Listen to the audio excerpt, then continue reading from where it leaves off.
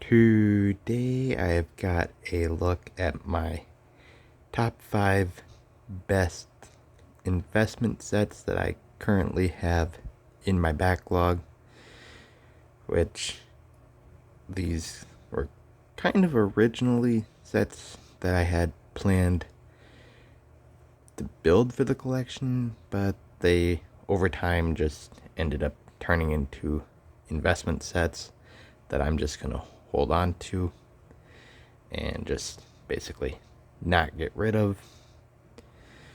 Starting off with the kind of the one that started off the whole thing, which was the Lego Creator Expert Gingerbread House, which retired at the end of 2021, which this was my first Winter Village set, and I picked this up about 2 weeks before it was to retire from a local toy store, which I paid a little bit more than its original price, but overall was still worth it to get it.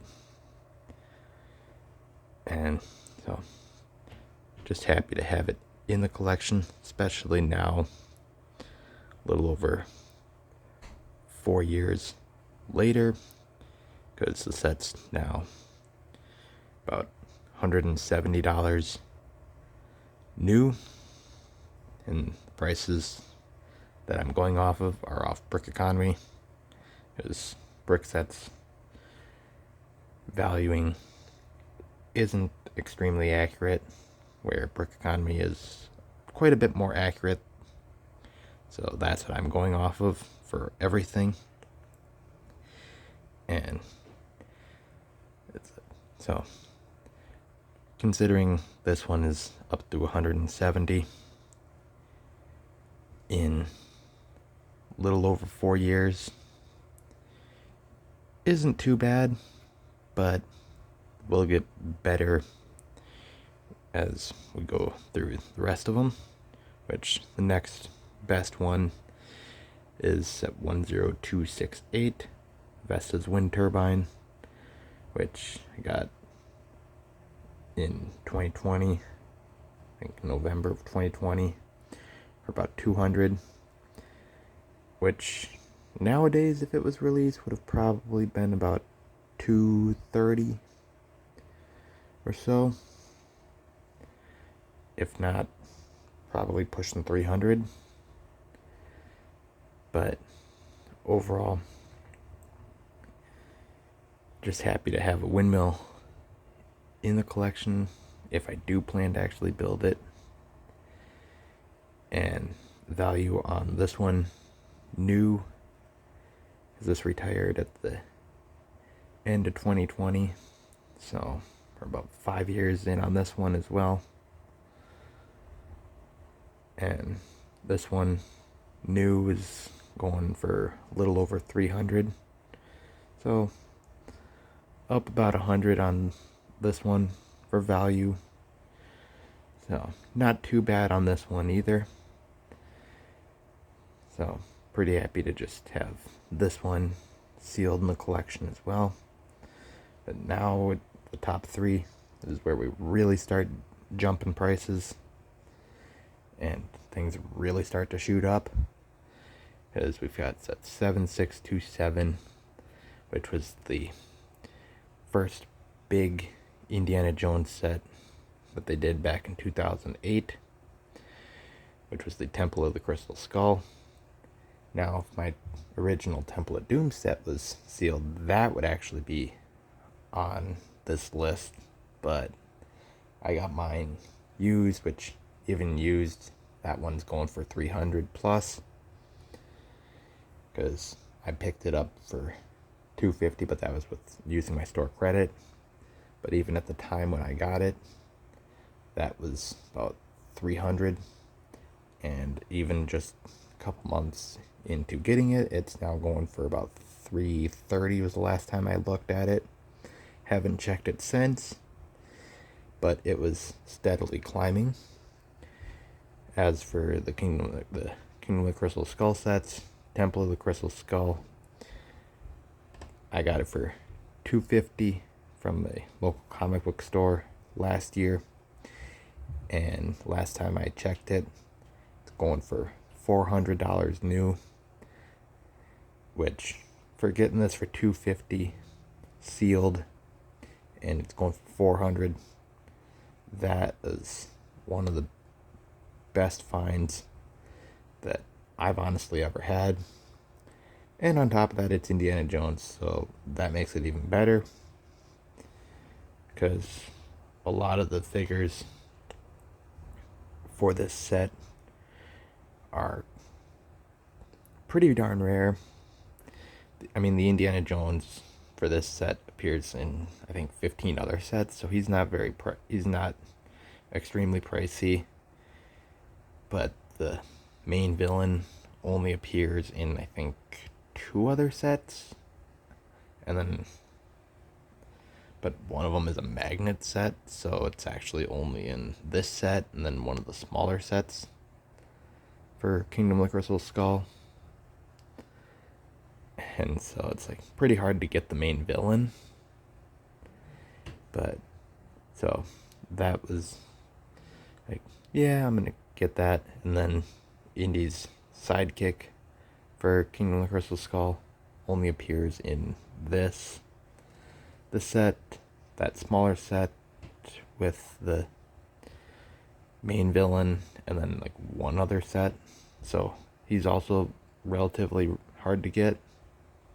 And then these 2 warriors that are in this set are both exclusive to this set. So you got some exclusive minifigs, a large raised base plate, which around 2008 they were phasing those out.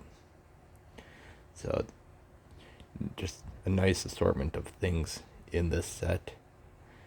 And for this set to be now 17 years old, and the seals are still in really good condition,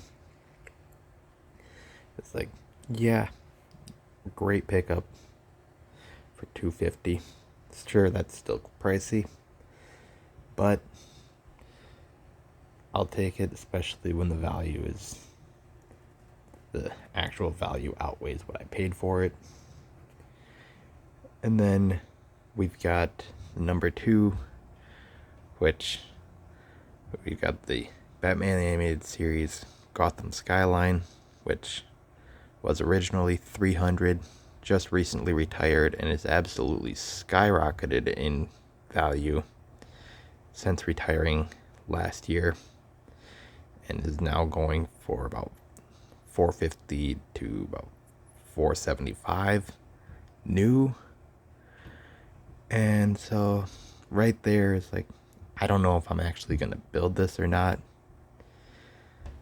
because I originally intended to actually build this because I had everything measured out in my bedroom to actually fit this between my shelves.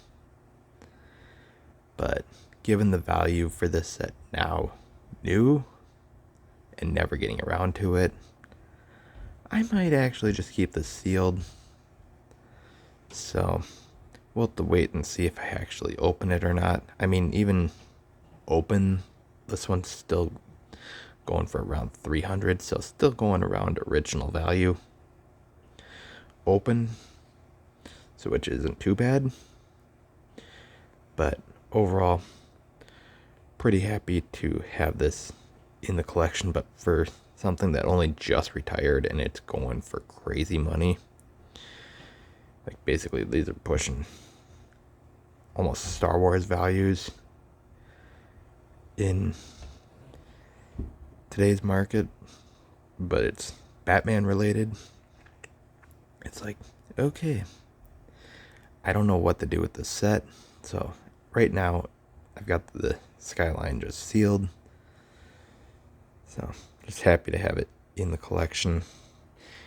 Though number 1, we've got the 1989 Batmobile, which to date is the only large set that I've gone back and gotten a second copy of, for the sole purpose to actually keep it sealed, because I looked it up on Brick Economy recently, and this thing is actually coming pretty close to actually doubling its original value, which doubled value for this one for original retail would come out to, I think it's about 536, I think it is. So, and it's coming up on that, so